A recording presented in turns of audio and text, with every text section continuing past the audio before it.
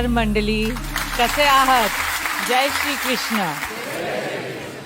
NMACC मध्ये आलेल्या सगळ्यांचं खूप खूप स्वागत. एक वर्ष संपलं पण आणि किती छान वर्ष होतं.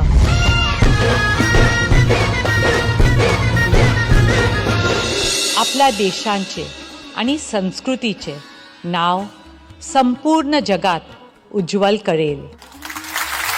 तुम्ही आहात म्हणूनच हा सर्व कला जिवंत आहे आणि तुम्ही आहेत म्हणूनच नीता मुकेश अंबानी कल्चरल सेंटर आहे.